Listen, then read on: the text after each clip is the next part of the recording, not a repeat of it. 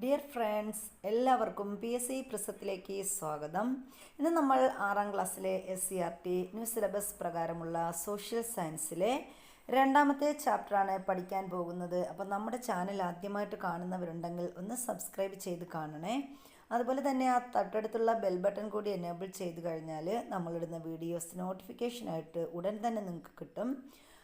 നമ്മുടെ വീഡിയോസൊക്കെ ഇഷ്ടപ്പെട്ടാൽ ലൈക്ക് ചെയ്യാൻ മറക്കരുത്. അതുപോലെ നിങ്ങൾക്ക് വേണ്ടപ്പെട്ടവരിലോട്ട് ഒന്ന് ഷെയർ ചെയ്ത് കൊടുക്കുക കൂടി ചെയ്യുക. ക്ലാസ്സുകളുടെ അഭിപ്രായങ്ങളും നിർദ്ദേശങ്ങളും എന്തായാലും തന്നെ കമൻ്റായിട്ട് കമൻറ്റ് ബോക്സിലിടുക. അപ്പോൾ നമ്മളിന്ന് പഠിക്കുന്നത് 6ാം ക്ലാസ്സിലെ സോഷ്യൽ സയൻസിലെ രണ്ടാമത്തെ ചാപ്റ്ററായ ആദ്യകാല രാഷ്ട്രങ്ങൾ എന്ന് പറയുന്ന ചാപ്റ്ററാണ് പഠിക്കുന്നത്. അപ്പോൾ ഇവിടെ നമ്മൾ വളരെ സന്തോഷത്തിലാണ് തിങ്കൾമേട് സർക്കാർ വിദ്യാലയത്തിലെ കുട്ടികൾ. സാംസ്കാരിക വിനിമയ പരിപാടിയുടെ മലയാള പരിഭാഷയിലുള്ള സംപ്രേക്ഷണം കാണാൻ എല്ലാവരും കോൺഫറൻസ് ഹാളിൽ എത്തിയിട്ടുണ്ട്. ഹെഡ് മാസ്റ്റർ സംസാരിച്ചു തുടങ്ങി.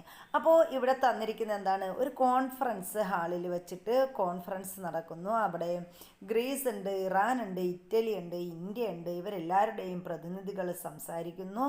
അങ്ങനെ ഒരു ചിത്രമാണ് നമുക്ക് തന്നിരിക്കുന്നത്. അപ്പോൾ ഹെഡ് മാസ്റ്റർ സംസാരിച്ചു തുടങ്ങി. എങ്ങനെയാ? പ്രിയപ്പെട്ട കുട്ടികളെ, സാംസ്കാരിക വിനിമയ പരിപാടിയെപ്പറ്റി നിങ്ങൾ കേട്ടിട്ടുണ്ടോ? വിവിധ രാജ്യങ്ങളുടെയും പ്രദേശങ്ങളുടെയും ചരിത്രവും സംസ്കാരവും പരസ്പരം മനസ്സിലാക്കുന്നതിന് സഹായിക്കുന്നതാണ് സാംസ്കാരിക വിനിമയ പരിപാടികൾ. അപ്പം നമ്മളും കേട്ടിട്ടുണ്ട് സാംസ്കാരിക സമ്മേളനം എന്നൊക്കെ കേട്ടിട്ടുണ്ട്. അതുപോലെ ഇവിടെയും എന്താണ് സാംസ്കാരിക വിനിമയ പരിപാടികൾ എന്ന് പറഞ്ഞാൽ ചില രാജ്യങ്ങളുടെയും പ്രദേശങ്ങളുടെയും ചരിത്രവും സംസ്കാരവും പരസ്പരം മനസ്സിലാക്കുന്നതിന് സഹായിക്കുന്ന പരിപാടിയാണ് ഈ സാംസ്കാരിക വിനിമയ പരിപാടികൾ. വിവിധ രാജ്യങ്ങളിലെ വിദ്യാർത്ഥി പ്രതിനിധികളെ പങ്കെടുപ്പിച്ചുകൊണ്ട് എല്ലാ വർഷവും ഇത്തരം സാംസ്കാരിക വിനിമയ പരിപാടികൾ സംഘടിപ്പിക്കാറുണ്ട്. ഈ വർഷം ഗ്രീസ്, ഇറാൻ, ഇറ്റലി എന്നീ രാജ്യങ്ങളിൽ നിന്നുള്ള പ്രതിനിധികളാണ് ഇന്ത്യ സംഘടിപ്പിച്ച ഈ പരിപാടിയിൽ പങ്കെടുത്തത്. അപ്പോൾ ഓരോ വർഷവും എന്ത് ചെയ്യുന്നുണ്ട്, ഇതുപോലുള്ള സാംസ്കാരിക വിനിമയ പരിപാടികൾ സ്കൂളുകൾ കേന്ദ്രീകരിച്ച് നടപ്പിലാക്കുന്നുണ്ട്. അപ്പോൾ ഈ വർഷം ഇന്ത്യ സന്ദർശിച്ചത് ആരൊക്കെയാ? ഗ്രീസും ഇറാനും ഇറ്റലിയും ഒക്കെയാണ് സാംസ്കാരിക വിനിമയ പരിപാടിയുമായി ബന്ധപ്പെട്ട് ഇന്ത്യയിലെത്തിയത്. ഓരോ രാജ്യത്തിൽ നിന്നുമുള്ള വിദ്യാർത്ഥി പ്രതിനിധികൾ അവരുടെ രാജ്യത്തിൻ്റെ ചരിത്രവും സംസ്കാരവും പങ്കുവച്ചത് നമുക്ക് പരിചയപ്പെടാം. അപ്പോൾ ഇവിടെ ഈ കാണുന്ന ആ ഒരു സമ്മേളനത്തിൽ ഓരോ സ്ഥലത്തെയും വിദ്യാർത്ഥികൾ വന്നു അവരവരുടെ രാജ്യത്തിൻ്റെ ചരിത്രവും സംസ്കാരവും എന്ത് ചെയ്തു? പങ്കുവച്ചു. അപ്പോൾ ഗ്രീസിൽ നിന്നുള്ള അഥീന ഒളിമ്പിക്സ് ചിഹ്നം പ്രദർശിപ്പിച്ചുകൊണ്ടാണ് സ്വന്തം നാടിൻ്റെ വിശേഷങ്ങൾ പങ്കുവച്ചത്.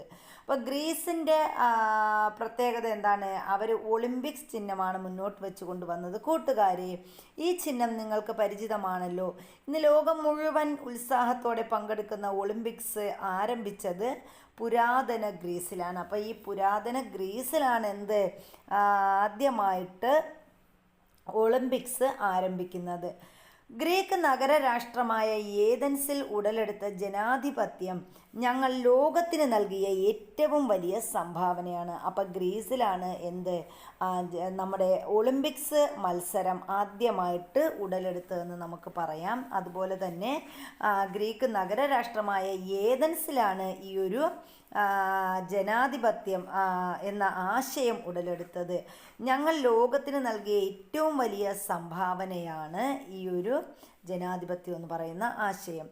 തെക്ക് കിഴക്കൻ യൂറോപ്പിലാണ് ഗ്രീസ് സ്ഥിതി ചെയ്യുന്നത്. അപ്പോൾ ഗ്രീസ് സ്ഥിതി ചെയ്യുന്നത് എവിടെയാണ്? തെക്ക് കിഴക്കൻ യൂറോപ്പിലാണ് ഗ്രീസ് സ്ഥിതി ചെയ്യുന്നത്.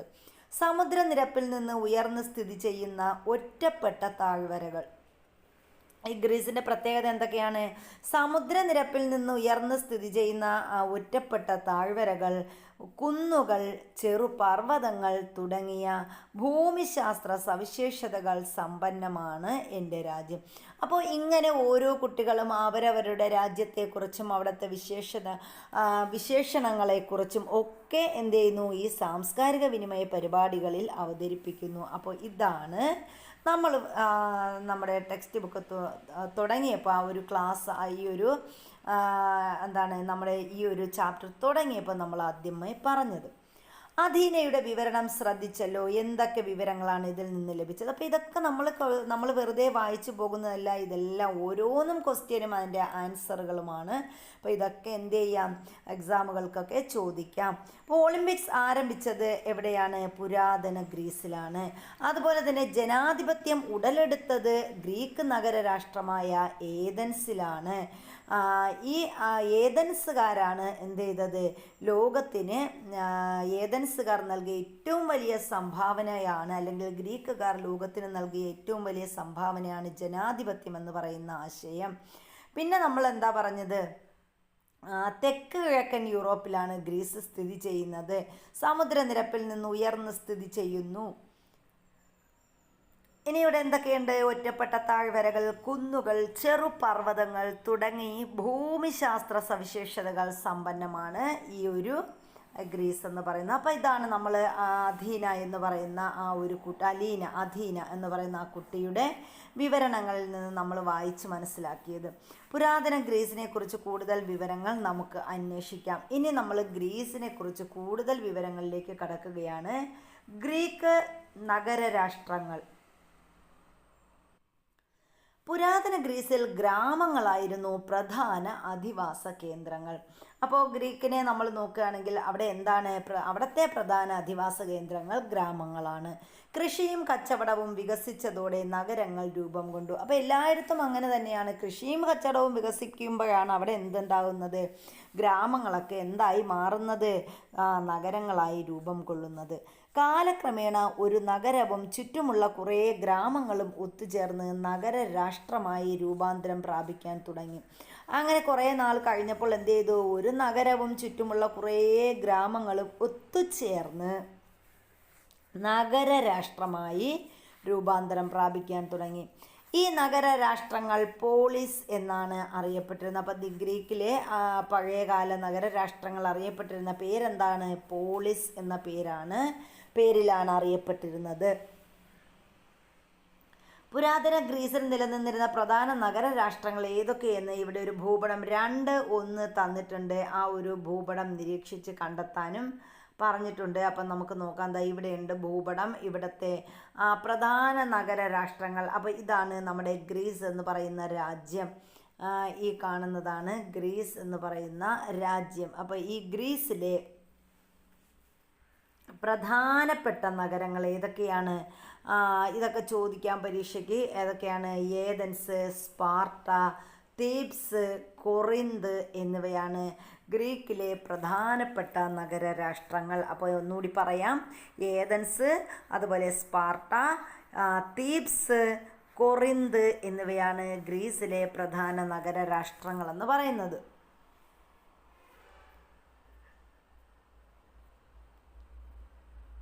അപ്പോൾ ഈ നഗരരാഷ്ട്രങ്ങളെല്ലാം കൂടി ചേർത്താണ് നമ്മൾ എന്തെന്ന് പറഞ്ഞത്? പോളിസ് എന്ന് അറിയപ്പെടുന്നത്. കടലുകളോ അതുപോലെ ഉയർന്ന പർവ്വതങ്ങളോ പുരാതന ഗ്രീസിലെ ഈ നഗരരാഷ്ട്രങ്ങളെ തമ്മിൽ വേർതിരിച്ചിരുന്നു. അപ്പോൾ ഈ നഗരരാഷ്ട്രങ്ങളെ തമ്മിൽ വേർതിരിച്ചിരുന്നത് ഒന്നുകിൽ പർവ്വതങ്ങളാവാം, അല്ലെങ്കിൽ പുരാതന ഗ്രീസിലെ നഗരരാഷ്ട്രങ്ങളെ വേർതിരിച്ചത് എന്താണ്? കടലുകളാകാം, ഉയർന്ന പർവ്വതങ്ങളോ ഇതൊക്കെയാകാം. അതിനാൽ ഓരോ നഗരരാഷ്ട്രവും ഒറ്റപ്പെട്ട നിലയിലായിരുന്നു. അപ്പോൾ ഈ ഓരോ നഗരരാഷ്ട്രങ്ങളും എങ്ങനെയാണ്? ഒറ്റപ്പെട്ട നിലയിലാണ് കാണപ്പെട്ടിരുന്നത്. ഇക്കാരണത്താൽ ഒരു പൊതുഭരണ സംവിധാനം പുരാതന ഗ്രീസിൽ ഉണ്ടായിരുന്നില്ല. അതുകൊണ്ട് തന്നെ എന്താണ്? ഈ നഗരരാഷ്ട്രങ്ങളൊക്കെ ഒറ്റപ്പെട്ട് ഒറ്റപ്പെട്ട് കിടക്കുന്നതിനാൽ അവിടെ എന്തുണ്ടായിരുന്നില്ല? ഒരു പൊതുഭരണ സംവിധാനം ഗ്രീസിൽ ഉണ്ടായിരുന്നില്ല. ഗ്രീസിലെ പ്രധാന നഗരരാഷ്ട്രങ്ങളായിരുന്നു ഏതൻസും സ്പാർട്ടയും. അപ്പോൾ ഗ്രീസിലെ പ്രധാനപ്പെട്ട നഗരരാഷ്ട്രങ്ങളാണ് ഇത്? 2 പേര്, ഏതൻസും സ്പാർട്ടയും. ഇനി നമ്മൾ പഠിക്കുന്നത് ഏതൻസിനെ കുറിച്ചാണ് കേട്ടോ. ഏതൻസിനെ കുറിച്ചിട്ടാണ് കുറച്ച് കാര്യങ്ങൾ പറയാൻ പോകുന്നത്. ഇവിടെ ഇവിടെ ഒരു ഉദാഹരണം തന്നിട്ടുണ്ട്. നിങ്ങൾ ക്ലാസ് ലീഡറെയും സ്കൂൾ ലീഡറെയും ഒക്കെ ഇതെങ്ങനെയാണ് തിരഞ്ഞെടുക്കുന്നത്? കൂട്ടായ തീരുമാനത്തിലൂടെയോ വോട്ടെടുപ്പിലൂടെയോ? ഇപ്രകാരം ഭരണാധികാരികളെ ജനങ്ങൾ തിരഞ്ഞെടുക്കുന്ന സംവിധാനം എന്താണ്? അപ്പോൾ നമുക്കറിയാം, നമ്മൾ സ്കൂളിലൊക്കെ ലീഡറെ തിരഞ്ഞെടുക്കുന്നത് എന്താണ്? വോട്ടിലൂടെയാണ് അല്ലേ? വോട്ടെടുപ്പിലൂടെയാണ് തീരുമാനിച്ച് തിരഞ്ഞെടുക്കുന്നത്. ഇപ്രകാരം ഭരണാധികാരികളെ ജനങ്ങൾ തിരഞ്ഞെടുക്കുന്ന സംവിധാനമാണ് നമ്മൾ പഠിച്ച തിരഞ്ഞെടുപ്പ് സമ്പ്രദായം. അല്ലെങ്കിൽ ജനാധിപത്യ സമ്പ്രദായം. ജനാധിപത്യത്തിൻ്റെ ആദ്യ രൂപം ഉടലെടുത്തത് ഗ്രീക്ക് നഗരരാഷ്ട്രമായ ഏതൻസിലാണ്. അപ്പോൾ അവിടെയും ഒരു ചോദ്യം വന്നു. ഗ്രീക്ക് നഗരരാഷ്ട്രമായ ഏതൻസിലാണ് എന്ത് രൂപം കൊണ്ടത്? ജനാധിപത്യത്തിൻ്റെ ആദ്യ രൂപം ഉടലെടുത്തത്. അപ്പോൾ ജനാധിപത്യത്തിൻ്റെ ആദ്യ രൂപം ഉടലെടുത്തത് എവിടെ എന്ന് ചോദിച്ചാൽ ഗ്രീക്ക് നഗരരാഷ്ട്രമായ ഏതൻസിൽ. ഭരണകർത്താക്കളെ തിരഞ്ഞെടുക്കുന്നതിലും നിയമനിർമ്മാണത്തിലും ഏതൻസിലെ പൗരത്വമുള്ള എല്ലാ പുരുഷന്മാർക്കും പങ്കാളിത്തമുണ്ടായിരുന്നു. അപ്പോൾ ഇങ്ങനെ ഭരണാധികാരികളെ തിരഞ്ഞെടുക്കുന്നതിനും അതുപോലെ തന്നെ എന്തിനും നിയമനിർമ്മാണത്തിലും ഈ ഗ്രീസിലെ എല്ലാ പുരുഷന്മാർക്കും പങ്കാളിത്തമുണ്ടായിരുന്നു. സ്ത്രീകൾ, അടിമകൾ, വിദേശികൾ തുടങ്ങിയവർക്ക് പൗരത്വ പദവി ഉണ്ടായിരുന്നില്ല. അപ്പോൾ ഗ്രീക്കിലെ തിരഞ്ഞെടുപ്പ് സമ്പ്രദായത്തിൽ ആർക്ക് മാത്രമേ പങ്കുണ്ടായിരുന്നുള്ളൂ? പുരുഷന്മാർക്ക് മാത്രമേ പങ്കുണ്ടായിരുന്നുള്ളൂ. സ്ത്രീകൾക്കും അടിമകൾ, വിദേശികൾ തുടങ്ങിയവർക്ക് ഈ ഒരു പൗരത്വ പദവി ഉണ്ടായിരുന്നില്ല. പെരിക്ലിസിൻ്റെ കാലത്താണ് ഏതൻസിൽ ജനാധിപത്യം വിപുലമാകാൻ തുടങ്ങിയത്. അപ്പോൾ ജനാധിപത്യം ഈ ഏതൻസിൽ വിപുലമായത് ആരുടെ കാലത്തോടു കൂടിയാണ്? പെരിക്ലിസിൻ്റെ കാലത്താണ്. ഏതൻസിലെ രാഷ്ട്രീയ സഭ അസംബ്ലി എന്നാണ് അറിയപ്പെട്ടിരുന്നത്. അപ്പോൾ ഏതൻസിലെ രാഷ്ട്രീയ സഭ അറിയപ്പെട്ടിരുന്ന പേരെന്തെന്ന് ചോദിച്ചാൽ എന്താണ്? അസംബ്ലി. ഇനി ഏതൻസിൻ്റെ സവിശേഷതകളെ കുറിച്ചാണ് നമ്മൾ പറയുന്നത്. കല, സംസ്കാരം എന്നിവയ്ക്ക് പ്രാധാന്യം നൽകിയിരുന്ന വിദ്യാഭ്യാസ രീതിയാണ് ഏതൻസിലുണ്ടായിരുന്നത്. അപ്പോൾ ഏതൻസുകാർ എന്തിനൊക്കെ പ്രാധാന്യം നൽകിയിരുന്നു? കല, സംസ്കാരം എന്നിവയ്ക്ക് പ്രാധാന്യം നൽകിയിരുന്ന വിദ്യാഭ്യാസ രീതിയാണ് എവിടെ ഉണ്ടായിരുന്നത്? ഏതൻസിലുണ്ടായിരുന്നത്. ആൺകുട്ടികൾക്ക് 2 വർഷത്തെ നിർബന്ധിത സൈനിക സേവനം. അപ്പോൾ ആൺകുട്ടികളാണെങ്കിൽ എന്ത് ചെയ്യുന്നു? അവർക്ക് 2 വർഷം നിർബന്ധമായിട്ട് സൈനിക സേവനം നൽകിയിരുന്നു. ശക്തമായ കപ്പൽപ്പടയും സൈനിക വ്യൂഹവും ഉണ്ടായിരുന്നു. അപ്പോൾ ഇവിടെ എന്തുണ്ടായിരുന്നു? അവർക്ക് ശക്തമായ കപ്പൽപ്പടയുണ്ടായിരുന്നു, നല്ലൊരു സൈനിക വ്യൂഹവും ഒക്കെ ആർക്കുണ്ടായിരുന്നു? നമ്മുടെ ഏതൻസിനുണ്ടായിരുന്നു. ഇനി ഏതൻസിലെ പൗരരെ കുറിച്ചാണ് പറയുന്നത്. ഏതൻസിൽ എല്ലാവരെയും പൗരരായി പരിഗണിച്ചിരുന്നില്ല. അപ്പോൾ അത് ശ്രദ്ധിക്കുക. ഏതൻസിൽ എല്ലാവരും ചിലപ്പോൾ സ്റ്റേറ്റ്മെൻറ്റിൽ ഇങ്ങനെ ചോദിക്കാം, ഏതൻസിലെ എല്ലാവരെയും പൗരന്മാരായി പരിഗണിച്ചിരുന്നു എന്നൊക്കെ ചോദിക്കാം. അപ്പോൾ അത് തെറ്റാണ്. അപ്പം നമുക്ക് പറയാം, ഏതൻസിലെ എല്ലാവരെയും ആരായിട്ട് പരിഗണിച്ചിരുന്നില്ല? പൗരന്മാരായി പരിഗണിച്ചിരുന്നില്ല. ഒരു വ്യക്തിക്ക് പൗരത്വ പദവി ലഭിക്കണമെങ്കിൽ അയാൾ സ്വതന്ത്രനായ പുരുഷനായിരിക്കണം. അപ്പോൾ ഒരു വ്യക്തിക്ക് പൗരത്വ പദവി നൽകണമെങ്കിൽ അയാൾ എങ്ങനെ ആയിരിക്കണം? അയാൾ സ്വതന്ത്രനായ പുരുഷനായിരിക്കണം. രക്ഷകർത്താക്കൾ ഏതൻസുകാർ ആയിരിക്കണം. അപ്പോൾ അയാൾ ഒന്നുകിൽ അയാൾ എന്ത് ചെയ്യണം? അപ്പോൾ അവിടെ ഒരു വ്യക്തിക്ക് പൗരത്വ പദവി നൽകണമെങ്കിൽ ഒരുപാട് കാര്യങ്ങളൊക്കെ നോക്കാനുണ്ട്. അപ്പോൾ അതിലൊന്നാണ് അദ്ദേഹം സ്വതന്ത്രനായ പുരുഷനായിരിക്കണം. അതുപോലെ രക്ഷകർത്താക്കൾ ഏതൻസുകാർ ആയിരിക്കണം. അപ്പോൾ അയാളുടെ മാതാപിതാക്കൾ ഏതൻസിൽ ഉള്ളവരായിരിക്കണം എന്നിങ്ങനെയുള്ള നിബന്ധനകൾ എവിടെ ഉണ്ടായിരുന്നു? ഏതൻസിൽ ഉണ്ടായിരുന്നു. അടുത്ത നമ്മൾ പെരിക്ലിസിനെ കുറിച്ചാണ് പറയുന്നത്. ഏതൻസിലെ ശക്തനായ ഭരണാധികാരിയായിരുന്ന പെരിക്ലിസ്. അപ്പോൾ ഏതൻസിലെ ശക്തനായ ഭരണാധികാരിയായിരുന്നു പെരിക്ലിസ്. പെരിക്ലിസിൻ്റെ ഭരണകാലത്താണ് ഏതൻസ് ഗ്രീക്ക് നഗരരാഷ്ട്രങ്ങളിൽ പ്രബലമായ സ്ഥാനം നേടിയെടുത്തത്. അപ്പോൾ ഈ പെരിക്ലിസ് ഭരിച്ചുകൊണ്ടിരുന്ന കാലത്താണ് എന്ത് ചെയ്തത്? ഏതൻസ് ഗ്രീക്ക് നഗരരാഷ്ട്രങ്ങളിൽ പ്രബലമായ സ്ഥാനം നേടിയെടുത്തത്. അപ്പോൾ ഗ്രീക്ക് നഗരരാഷ്ട്രങ്ങളിൽ പ്രഗത്ഭമായ രാഷ്ട്രം ഏതെന്ന് ചോദിച്ചാൽ അത് ഏതൻസാണ്. അപ്പോൾ ഈ ഏതൻസിനെ ഒരു ശക്തമായ രാഷ്ട്രമാക്കി മാറ്റുന്നതിൽ ഗ്രീക്കിലെ ഒരു നഗരരാഷ്ട്രമാക്കുന്നതിൽ ആര് പ്രയത്നിച്ചു കൂടുതലായിട്ട്? നമ്മുടെ പെരിക്ലിസ് പ്രയത്നിച്ചിരുന്നു. അധികാരം ഒരാളിൽ കേന്ദ്രീകരിക്കാതെ എല്ലാ ജനങ്ങൾക്കും അധികാരത്തിൽ പങ്കാളിത്തം ഉണ്ടാവണം. അപ്പോൾ അധികാരം ഒരാളിൽ കേന്ദ്രീകരിക്കാതെ എല്ലാ ജനങ്ങൾക്കും എന്ത് ചെയ്യണം? പങ്കാളിത്തമുള്ളതാകണം എന്ന കാഴ്ചപ്പാടാണ് ആർക്കുണ്ടായിരുന്നത്? പെരിക്ലിസിനുണ്ടായിരുന്നത്. അല്ലെങ്കിൽ ഇതാണ് പെരിക്ലിസിൻ്റെ അഭിപ്രായം. അപ്പോൾ അദ്ദേഹം പറഞ്ഞ എന്താണ്? അധികാരം ഒരാളിൽ കേന്ദ്രീകരിക്കാതെ എല്ലാ ജനങ്ങൾക്കും എന്ത് ചെയ്യുക?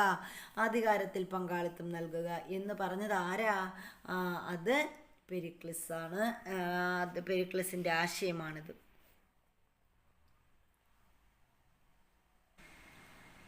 സ്പാർട്ടയെക്കുറിച്ചാണ് ഇനി നമ്മൾ പറയുന്നത്. ഏതൻസിൽ നിന്നും വ്യത്യസ്തമായി പ്രഭുഭരണമാണ് സ്പാർട്ടയിൽ നിലനിന്നിരുന്നത്. അപ്പോൾ ഏതൻസിൽ ജനാധിപത്യ ഭരണമാണ് എങ്കിൽ സ്പാർട്ട എടുക്കുകയാണെങ്കിൽ അവിടെ എന്താണ്? ഏതൻസിൽ നിന്നും വ്യത്യസ്തമാണ് അവിടുത്തെ രീതി. അവിടെ പ്രഭുഭരണമാണ് നിലവിൽ ഉണ്ടായിരുന്നത്. എന്താണ്? പരമ്പരാഗത മൂല്യങ്ങൾക്കും സൈനിക പരിശീലനത്തിനും മുൻതൂക്കമുള്ള വിദ്യാഭ്യാസ സമ്പ്രദായമായിരുന്നു ഇവിടെ ഉണ്ടായിരുന്നത്. അപ്പോൾ നമ്മൾ പറഞ്ഞപ്പോഴേ പറഞ്ഞു അവിടെ എന്താണ്? സൈനിക ഭരണമാണ്, പരിശീലനമാണ് കൊടുത്തത്. അപ്പോൾ അതുപോലെ തന്നെ ഈ വിദ്യാഭ്യാസ രംഗത്ത് എന്ത് ചെയ്തു? സൈനിക പരിശീലനത്തിനും മതമൂല്യങ്ങൾക്കും മുൻതൂക്കമുള്ള വിദ്യാഭ്യാസമാണ് ഈ ഒരു നമ്മുടെ സ്പാർട്ടയിലെ കുട്ടികൾക്ക് നൽകിയിരുന്നത്. അപ്പോൾ അവർക്ക് പരമ്പരാഗത മതമൂല്യങ്ങളെക്കുറിച്ച് പഠിപ്പിച്ചു കൊടുത്തു. അതുപോലെ സൈനിക പരിശീലനത്തെക്കുറിച്ച് പഠിപ്പിച്ചു കൊടുത്തു. ഇനി ഒരു ആൺകുട്ടിയാണെങ്കിൽ ആൺകുട്ടികൾക്ക് എന്ത് ചെയ്യണം? 23 വർഷത്തെ സൈനിക സേവനം നിർബന്ധമായിരുന്നു. അപ്പോൾ സ്പാർട്ടയിലെ ആൺകുട്ടികൾ എന്ത് ചെയ്യണം? 23 വർഷം സൈനിക സേവനം, അത് നിർബന്ധമായിട്ടും സൈനിക സേവനം അനുഷ്ഠിക്കണം. അപ്പോൾ ഇതാണ് സ്പാർട്ടയിലെ സ്ഥിതിവിശേഷം എന്ന് പറയുന്നത്. ഇനി ഏതൻസിൻ്റെയും സ്പാർട്ടയുടെയും സവിശേഷതകൾ സംഭാഷണ രൂപത്തിൽ അവതരിപ്പിക്കുന്നു. അതാണ് നമ്മൾ നോക്കാൻ പോകുന്നത്. ഏതൻസിൻ്റെയും സ്പാർട്ടയുടെയും സവിശേഷതകൾ. ഇവിടെ എന്താ പറയുന്നത്? ഞങ്ങളുടെ നാട് ജനാധിപത്യത്തിൻ്റെ ജന്മഗ്രഹം എന്നാണ് അറിയപ്പെടുന്നത്. അപ്പോൾ നമുക്ക് ഊഹിക്കാം എന്താണ് ഇവിടെ ഗ്രീസിലെ ഇത് ഗ്രീസ്, ഇത് എന്താണ്? ഈ കാണുന്നത് നമ്മുടെ സ്പാർട്ട.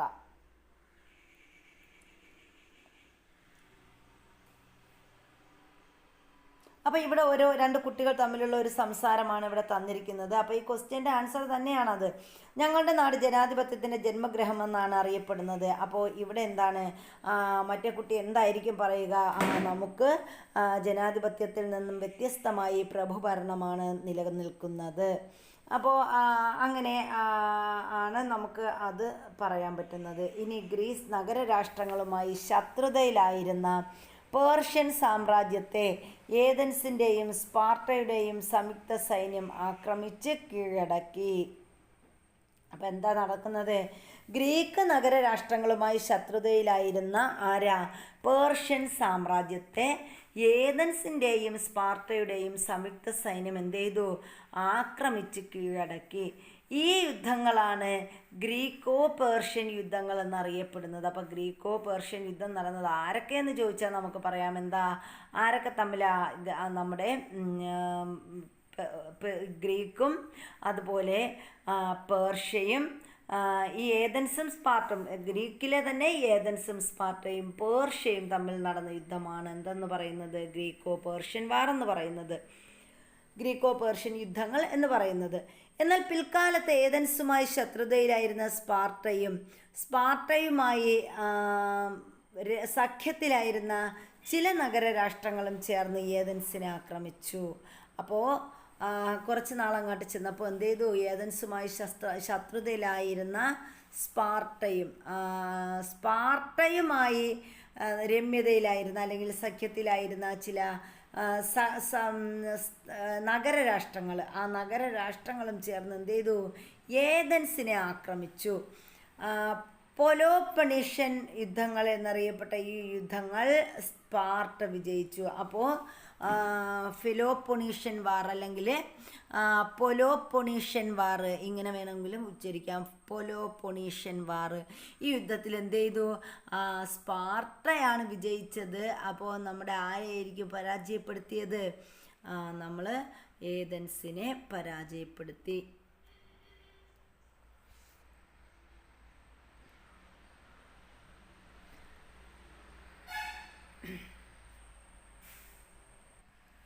ഇനി ഇവിടെ ഒരു കോളത്തിലെ മാരത്തൺ ഓട്ടത്തെക്കുറിച്ച് പറഞ്ഞിട്ടുണ്ട്. ഗ്രീക്കോ പേർഷ്യൻ യുദ്ധകാലത്ത് ഏതൻസിൽ നിന്ന് 26 മൈലുകൾക്കപ്പുറത്തുള്ള മാരത്തോണിൽ വച്ച് ഗ്രീക്കുകാരും പേർഷ്യക്കാരും ഏറ്റുമുട്ടി. അപ്പോൾ മാരത്തൺ ഓട്ടം എന്ന് നമ്മൾ കേട്ടിട്ടുണ്ടല്ലേ. അപ്പോൾ ഇവിടെ എന്താ മാരത്തൺ ഓട്ടം എന്ന് പറഞ്ഞാൽ, ഗ്രീക്കോ പേർഷ്യൻ യുദ്ധകാലത്ത് ഏതൻസിൽ നിന്ന് 26 മൈലുകൾക്കപ്പുറത്തുള്ള മാരത്തണിൽ വച്ച് നമ്മുടെ ഗ്രീക്കുകാരും പേർഷ്യക്കാരും എന്ത് ചെയ്തു? ഏറ്റുമുട്ടി. യുദ്ധത്തിൽ ഗ്രീക്കുകാർ വിജയിച്ചു. അപ്പോൾ ഗ്രീക്കും പേർഷ്യയും തമ്മിൽ ഏറ്റുമുട്ടി. അപ്പോൾ യുദ്ധത്തിൽ ആരാ വിജയിച്ചത്? നമ്മുടെ ഗ്രീക്കുകാരാണ് വിജയിച്ചത്. വിജയ വാർത്ത അറിയിക്കുന്നതിന് വേണ്ടി ഒരു സന്ദേശവാഹകനെ ഏതൻസിലേക്ക് അയച്ചു.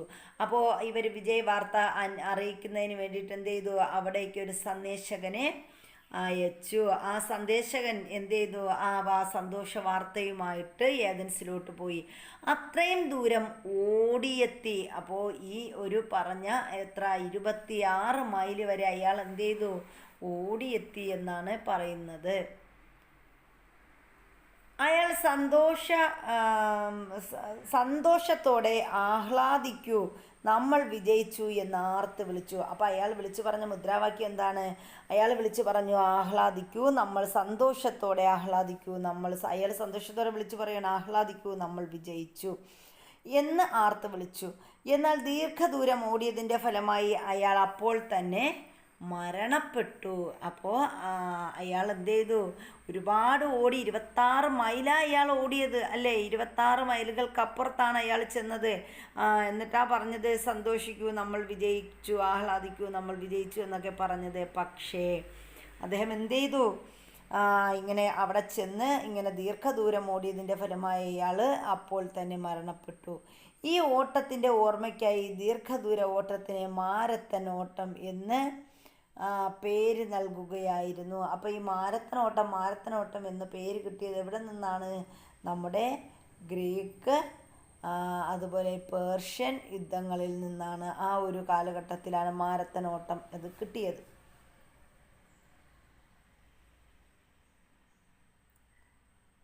അപ്പോൾ ഈ ഓട്ടത്തിൻ്റെ ഓർമ്മയ്ക്കായിട്ടാണ് ദീർഘദൂര ഓട്ടത്തിന് മാരത്തൺ ഓട്ടം എന്ന് പേര് നൽകിയിരിക്കുന്നത്. അപ്പോൾ നമ്മൾ പലപ്പോഴും കേട്ടിട്ടുണ്ട്, കേരളത്തിലൊക്കെയും അവിടങ്ങളിലൊക്കെയും മാരത്തൺ ഓട്ടം ഓടിയ കാര്യങ്ങളൊക്കെ നമ്മൾ പലതത്തി കേട്ടിട്ടുണ്ട്.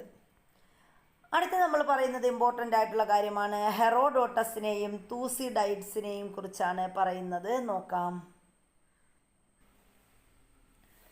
ഇനി നമ്മൾ പറയുന്നത് ഹെറോഡോട്ടസിനെ കുറിച്ചും തൂസിഡൈഡ്സിനെ കുറിച്ചുമാണ്. അപ്പോൾ ഗ്രീക്കോ പേർഷ്യൻ യുദ്ധങ്ങളെ ഇതിവൃത്തമാക്കി രചിച്ച കൃതിയാണ് നമ്മുടെ ദ ഹിസ്റ്ററീസ് എന്ന് പറയുന്ന കൃതി. അപ്പോൾ ഗ്രീക്കോ പേർഷ്യൻ യുദ്ധങ്ങൾ നമ്മൾ പറഞ്ഞു, ഗ്രീക്കോ പേർഷ്യൻ യുദ്ധങ്ങളെക്കുറിച്ച് പറഞ്ഞു. ഈ യുദ്ധങ്ങളെ ഇതിവൃത്തമാക്കി രചിച്ച കൃതിയാണ് ദ ഹിസ്റ്ററീസ് എന്ന് പറയുന്നത്.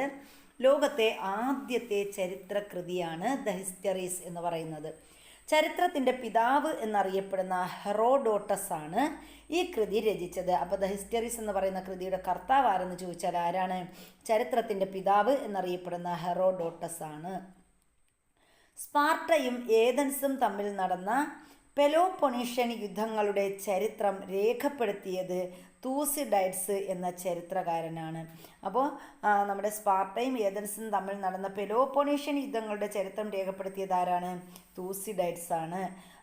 ഹിസ്റ്ററി ഓഫ് ദ പെലോപ്പൊണീഷ്യൻ വാർ എന്നാണ് ആ ചരിത്രകൃതിയുടെ പേര്.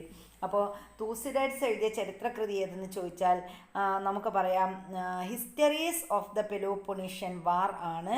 ഹിസ്റ്ററീസ് ഓഫ് ദ പെലോപ്പൊണീഷ്യൻ വാർ എന്നതാണ് തൂസിഡൈഡ്സിൻ്റെ ചരിത്രകൃതി എന്ന് പറയുന്നത്. അത് ഏതുമായി ബന്ധപ്പെട്ട കൃതിയാണ്? നമ്മുടെ പെലോപ്പൊണീഷ്യൻ വാറുമായി ബന്ധപ്പെട്ട് അദ്ദേഹം രചിച്ചതാണ്.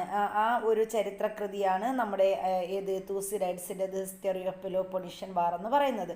ഇനി ഹെറോഡോട്ടസ് ആണെങ്കിലോ അദ്ദേഹത്തെ അറിയപ്പെടുന്നത് തന്നെ ചരിത്രത്തിൻ്റെ പിതാവെന്നാണ്. അദ്ദേഹം എഴുതിയ കൃതി ഏതെന്ന് ചോദിച്ചാൽ ദ ഹിസ്റ്ററീസ് എന്ന് പറയുന്നതാണ്.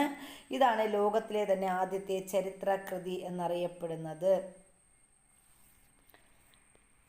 ഇനി ഗ്രീക്ക് തത്വചിന്തകരെ കുറിച്ച് ഇവിടെ പറഞ്ഞിട്ടുണ്ട്. ലോകത്തെ സ്വാധീനിച്ച പ്രധാന ഗ്രീക്ക് തത്വചിന്തകരാണ് സോക്രട്ടീസ്, പ്ലേറ്റോ, അരിസ്റ്റോട്ടിൽ എന്നിവർ. അപ്പം ലോകത്തെ സ്വാധീനിച്ച ഗ്രീക്ക് തത്വചിന്തകർ ആരൊക്കെയെന്ന് ചോദിച്ചാൽ നമുക്കറിയാം. സോക്രട്ടീസ് ഉണ്ട്, പ്ലേറ്റോ ഉണ്ട്, അരിസ്റ്റോട്ടിൽ ഉണ്ട്. ഇനി ഇവരെക്കുറിച്ച് ഓരോരുത്തരെക്കുറിച്ചും കുറച്ച് കാര്യങ്ങൾ പറഞ്ഞിട്ടുണ്ട്. സോക്രട്ടീസിനെ കുറിച്ചാണ് ഫസ്റ്റ് പറയുന്നത്. അറിവാണ് നന്മ എന്ന തത്വത്തിന് പ്രാധാന്യം നൽകിയത് ആരാണ്? സോക്രട്ടീസ് ആണ്. അപ്പോൾ അദ്ദേഹത്തിൻ്റെ വാക്കെന്താണ്? അറിവാണ് നന്മ. അറിവാണ് നന്മ എന്ന തത്വത്തിനാണ് ആര് പ്രാധാന്യം നൽകിയത്? സോക്രട്ടീസ് പ്രാധാന്യം നൽകിയത്. സംവാദ രീതി അല്ലെങ്കിൽ സോക്രട്ടിക് മെത്തേഡ്, സംവാദ രീതിയിലൂടെ ആശയങ്ങൾ പ്രചരിപ്പിച്ച ചരിത്രകാരനാണ് ആര്? നമ്മുടെ സോക്രട്ടീസ്. തത്വചിന്തകനാണ് സോക്രട്ടീസ്. അപ്പോൾ സംവാദ രീതിയിലൂടെ അദ്ദേഹം എന്ത് ചെയ്തു? ആശയങ്ങൾ പ്രചരിപ്പിച്ചു. ഇനി പ്ലേറ്റോയിലേക്ക് വരികയാണെങ്കിൽ അദ്ദേഹം എന്താ ചെയ്തത്? സോക്രട്ടീസിൻ്റെ ശിഷ്യൻ ആണ് നമ്മുടെ പ്ലേറ്റോ. സോക്രട്ടീസിൻ്റെ ശിഷ്യനാണ് പ്ലേറ്റോ. അദ്ദേഹം എന്ത് ചെയ്തു? അക്കാദമി എന്ന കേന്ദ്രം സ്ഥാപിച്ചത് സോക്രട്ടീസ് ആണ്. അപ്പോൾ അക്കാദമി എന്ന് പറയുന്ന ഒരു സ്ഥാപനം, ഒരു കേന്ദ്രം, പഠന കേന്ദ്രം ആര് സ്ഥാപിച്ചു? നമ്മുടെ പ്ലേറ്റോ സ്ഥാപിച്ചു. പ്ലേറ്റോ, സോക്രട്ടീസിൻ്റെ ശിഷ്യനാണ് പ്ലേറ്റോ. അപ്പോൾ ഈ പ്ലേറ്റോയാണ് എന്ത് ചെയ്തത്? അക്കാദമി എന്ന ആ ഒരു പഠന കേന്ദ്രം സ്ഥാപിച്ചത്. ഇനി ഈ പ്ലേറ്റോയുടെ പ്രധാന കൃതിയാണ് റിപ്പബ്ലിക് എന്ന് പറയുന്നത്. റിപ്പബ്ലിക്കാണ് പ്ലേറ്റോയുടെ പ്രധാന കൃതി, റിപ്പബ്ലിക്കാണ്. അടുത്ത് നമ്മൾ അരിസ്റ്റോട്ടലിനെ കുറിച്ചാണ് പറയുന്നത്. പ്ലേറ്റോയുടെ അക്കാദമിയിൽ വിദ്യാർത്ഥിയായിരുന്നു അരിസ്റ്റോട്ടിൽ. അപ്പോൾ ഈ അരിസ്റ്റോട്ടിൽ ആരായിരുന്നു? അരിസ്റ്റോട്ടിൽ പ്ലേറ്റോയുടെ അക്കാദമി എന്ന് പറയുന്ന ഒരു സ്ഥാപനത്തിലെ വിദ്യാർത്ഥിയായിരുന്നു. ആര്? നമ്മുടെ അരിസ്റ്റോട്ടിൽ. ലൈസിയം എന്ന പഠന കേന്ദ്രം സ്ഥാപിച്ചത് ആരാണ്? അരിസ്റ്റോട്ടിലാണ്. അപ്പോൾ അദ്ദേഹം സ്ഥാപിച്ച പഠന കേന്ദ്രത്തിൻ്റെ പേരെന്താണ്? പറയൂ. ലൈസിയമാണ്. അപ്പം ലൈസിയം എന്ന് പറയുന്ന പഠന കേന്ദ്രം ആരുടേതാണെന്ന് ചോദിച്ചാൽ നമുക്ക് ആരുടേതെന്ന് പറയാം? നമ്മുടെ ഈ ഒരു അരിസ്റ്റോട്ടിലിൻ്റെതാണെന്ന് പറയാം. പൊളിറ്റിക്സ് എന്ന ഗ്രന്ഥത്തിൻ്റെ രചയിതാവാണ് അരിസ്റ്റോട്ടിൽ. അപ്പോൾ അരിസ്റ്റോട്ടിലിൻ്റെ ഗ്രന്ഥത്തിൻ്റെ പേരെന്താ? പൊളിറ്റിക്സ് എന്നതാണ് അരിസ്റ്റോട്ടിലിൻ്റെ ഗ്രന്ഥം.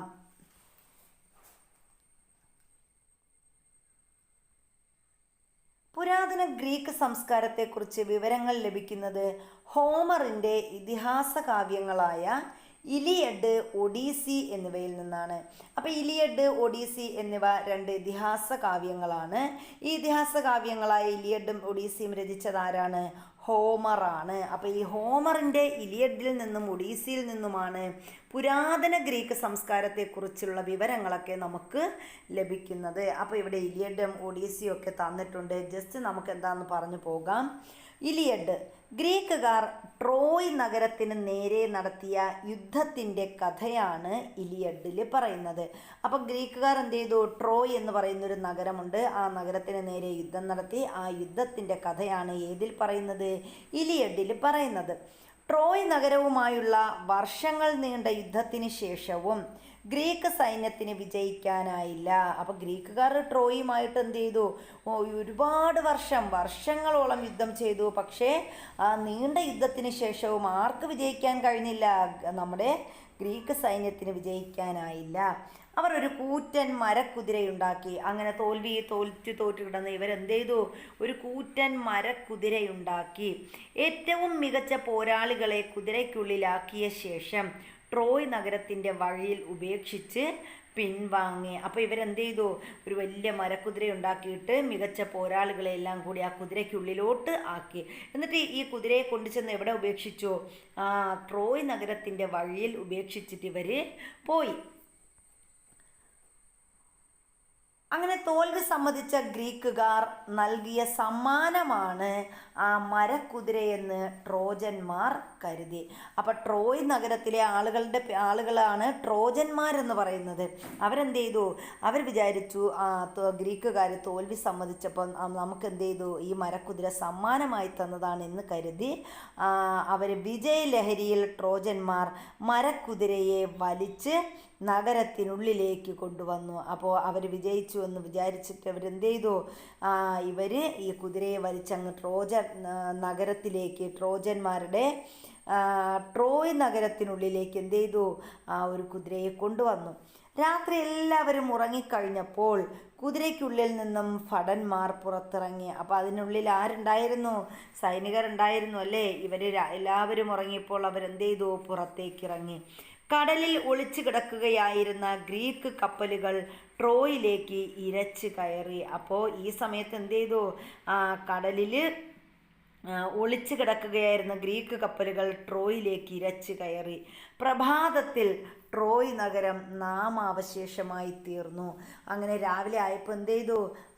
ഈ ട്രോയ് നഗരത്തെ ഗ്രീക്കുകാർ നാമാവശേഷമാക്കി. അപ്പം ഇതാണ് ട്രോയ് നഗരത്തിൻ്റെ ആ ഒരു കഥ എന്ന് പറയുന്നത്. അപ്പോൾ ഈ ട്രോയ് നഗരവുമായുള്ള ആ ഒരു യുദ്ധത്തിൻ്റെ കഥയാണ് ആര് പറയുന്നത്? ഇലിയഡിൽ പറയുന്നത്. ചരിത്രം, തത്വചിന്ത, സാഹിത്യം എന്നീ മേഖലകളിൽ സംഭാവന നൽകിയ ഗ്രീക്കുകാരുടെ ചിത്രങ്ങളും വിവരങ്ങളും ഉൾപ്പെടുത്തി ചുമർ ചിത്രങ്ങൾ തയ്യാറാക്കാൻ കുട്ടികൾക്കുള്ളതാണ് കേട്ടോ. ഇനി ഇവിടെ നമ്മൾ പറയുന്നത് പേർഷ്യൻ സാമ്രാജ്യത്തെക്കുറിച്ചാണ്. പേർഷ്യൻ സാമ്രാജ്യം. കൂട്ടുകാരെ, ഞങ്ങളുടെ രാജ്യമായ ഇറാൻ പേർഷ്യൻ സാംസ്കാരിക പൈതൃകം ഉൾക്കൊള്ളുന്നു. അക്കാലത്ത് നിലനിന്നിരുന്ന സാമ്രാജ്യങ്ങളിൽ ഏറ്റവും പ്രധാനപ്പെട്ടതായിരുന്നു പേർഷ്യൻ സാമ്രാജ്യം. വ്യത്യസ്ത ഭൂപ്രദേശങ്ങൾ ഈ സാമ്രാജ്യത്തിൻ്റെ ഭാഗമായിരുന്നതിനാൽ വൈവിധ്യമാർന്ന സംസ്കാരവും ഭാഷയും പാരമ്പര്യവും ഒത്തുചേർന്നതായിരുന്നു പേർഷ്യൻ സാമ്രാജ്യം. പെർസെപോളിസ് ആയിരുന്നു ഈ സാമ്രാജ്യത്തിൻ്റെ തലസ്ഥാനം. അപ്പോൾ പേർഷ്യൻ സാമ്രാജ്യത്തിൻ്റെ തലസ്ഥാനം ഏതെന്ന് ചോദിച്ചാൽ എന്താണ്? പെർസെപോളിസ് ആണ് പേർഷ്യൻ സാമ്രാജ്യത്തിൻ്റെ തലസ്ഥാനം. അപ്പോൾ ഇവരെന്താ പറഞ്ഞത്? ഇറാൻ പേർഷ്യൻ സാംസ്കാരിക പൈതൃകം ഉൾക്കൊള്ളുന്ന രാജ്യമാണ് ഇറാൻ. അക്കാലത്ത് നിലനിന്നിരുന്ന സാമ്രാജ്യങ്ങളിൽ ഏറ്റവും പ്രധാനപ്പെട്ട രാജ്യമായിരുന്നു പേർഷ്യൻ സാമ്രാജ്യം. വ്യത്യസ്ത ഭൂപ്രദേശങ്ങൾ ഈ രാജ്യത്തിൻ്റെ ഭാഗമായിരുന്നതിനാൽ ഇവർക്ക് എന്തുണ്ടായിരുന്നു? വൈവിധ്യമാർന്ന സാംസ്കാരിക ഭരണവും സാംസ്കാരിക ഭാഷയും പാരമ്പര്യവും ഒത്തുചേർന്നതാണ് ഈ പേർഷ്യൻ സാമ്രാജ്യം എന്ന് പറയുന്നത്. അതിൻ്റെ തലസ്ഥാനം നമ്മൾ പറഞ്ഞു, പെർസെപോളിസ് ആണ് തലസ്ഥാനം. ഇനി നോക്കാം, ഇറാനെ പ്രതിനിധീകരിച്ച് സാംസ്കാരിക വിനിമയ പരിപാടിയിൽ പങ്കെടുത്ത ജഹാൻ്റെ വിവരണമാണ് നമ്മളിവിടെ കേട്ടത്. എന്തെല്ലാം ആശയങ്ങളാണ് ഈ വിവരണത്തിൽ നമുക്ക് ലഭിച്ചത്? അപ്പോൾ എന്താണ് ഈ ആശയത്തിൽ നിന്ന് നമുക്ക് പറയാം എന്താണ്? ഇറാൻ പേർഷ്യൻ സാംസ്കാരിക പൈതൃകം ഉൾക്കൊള്ളുന്ന രാജ്യമാണ്. ഇറാൻ എന്ന് പറയുന്ന പേർഷ്യൻ സാംസ്കാരിക പൈതൃകം ഉൾക്കൊള്ളുന്ന ഒരു രാജ്യമാണ് ഇറാൻ. ഈ കാലഘട്ടത്തിൽ നിലനിന്നിരുന്ന സാമ്രാജ്യങ്ങളിൽ നോക്കുകയാണെങ്കിൽ ഏറ്റവും പ്രധാനപ്പെട്ടതാണ് പേർഷ്യൻ സാമ്രാജ്യം. ഇനി ഇവിടെ വ്യത്യസ്ത ഭാഷയും പാരമ്പര്യവും ഒത്തുചേരുന്ന സംസ്കാരവുമൊക്കെ ഒത്തുചേരുന്നതാണ് പേർഷ്യൻ സാമ്രാജ്യം. ഇവരുടെ തലസ്ഥാനം പെർസെപോളിസ് ആണ്. അതൊക്കെയാണ് നമ്മൾ പറഞ്ഞത്. ഇനി പേർഷ്യൻ സാമ്രാജ്യത്തിലെ പ്രമുഖരായ ഭരണാധികാരികളായിരുന്നു സൈറസും ഡാരിയസ് ഒന്നാമനും സെക്സിസും. ഇപ്പോൾ പേർഷ്യൻ സാമ്രാജ്യത്തിലെ പ്രമുഖരായ ഭരണാധികാരികൾ ആരൊക്കെയെന്ന് ചോദിച്ചാൽ ആരാണ്? സൈറസ് ഉണ്ട്, ഡാരിയസ് ഒന്നാമനുണ്ട്, അതുപോലെ സെർക്സിസും ഉണ്ട്. ഇനി പേർഷ്യൻ ഭരണ സംവിധാനമാണ് നമ്മൾ പറയുന്നത്.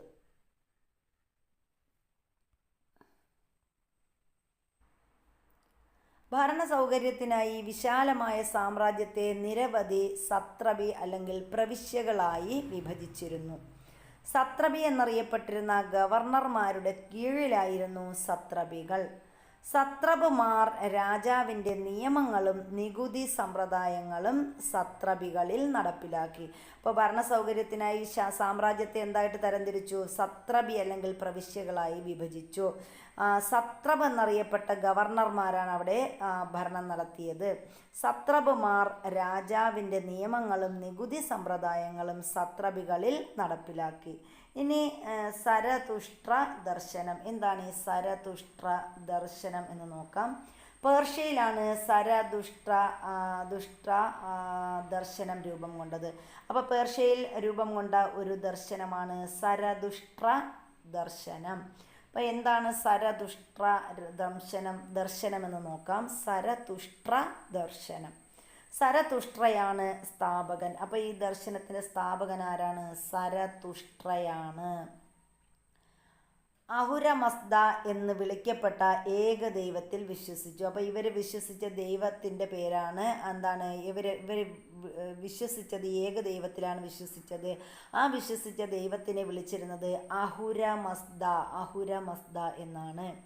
സെൻ്റ് അവസ്ഥ ആയിരുന്നു മതഗ്രന്ഥം. അപ്പോൾ ഇവരുടെ മതഗ്രന്ഥം ഏതായിരുന്നു? സെൻ്റ് അവസ്ഥ.